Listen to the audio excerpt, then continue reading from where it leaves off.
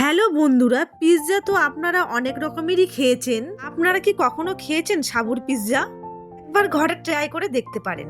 চলুন তাহলে দেখা যাক কি কি নিয়েছি। আমি নিয়েছি এখানে সাবু 15 মিনিট ভিজিয়ে জলটাকে ঝরিয়ে নিয়েছি।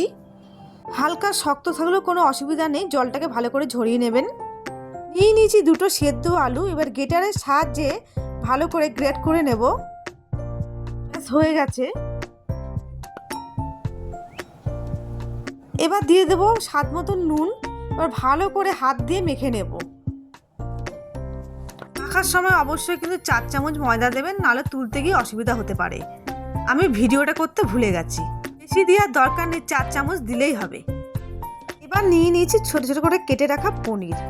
দিয়ে দেবো স্বাদ মতন নুন, 1 চামচ চিলি সস, 2 চামচ টমেটো সস আর 1 চামচ সয়া সস। ভালো করে মেখে নেব। এবার নিয়েছি একটা ফ্রাই প্যান, ওর মধ্যে ফয়েল পেপার লাগিয়ে নিয়েছি। এবার একটু বাটার ব্রাশ করে নিয়েছি। এবার সাবু আলুর ডোটা দিয়ে দেব। এবার হাত দিয়ে চেপে চেপে একটা রুটির আকারে করে নেব। নিন কেরম করে করছি। এবার দিয়ে দেবো উপর দিয়ে চিজ।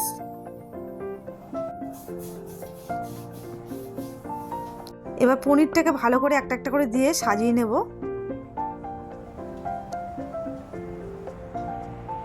বাস হয়ে গেছে। এবার পাতলা পাতলা করে কেটে রাখা ক্যাপসিকাম দিয়ে দেবো। একটু পাতলা পাতলা করে কাটবেন, নাহলে শক্ত রয়ে যাবে। এবার দিয়ে দেবো চিলি ফ্লেক্স, অরেগানো। এবার উপর দিয়ে দেবো আবার চিজ। বাস হয়ে গেছে আমার। এবার গ্যাসের আঁচটাকে কমিয়ে 2 থেকে 3 মিনিট সেদ্ধ করে নেব। বাস 3 মিনিট হয়ে গেছে, দেখুন কত সুন্দর হয়েছে। বাস আমার রেডি হয়ে গেল সাবুর পিৎজা। এটা একটু ঠান্ডা করে তুলতে হবে। দেখুন নিচটা কত সুন্দর হয়েছে। বেশি গরম থাকলে কিন্তু তুলতে পারবেন না। আমি কেটে দেখাচ্ছি। আমি একটু গরম গরমই একটু কেটেছি, হাতে আমার সময় ছিল না। আপনারা একটু হালকা ঠান্ডা করেই তারপরেই কাটবেন। রেসিপিটি ভালো লেগে থাকলে লাইক, কমেন্ট, শেয়ার আর চ্যানেলটিকে সাবস্ক্রাইব করার অনুরোধ রইল।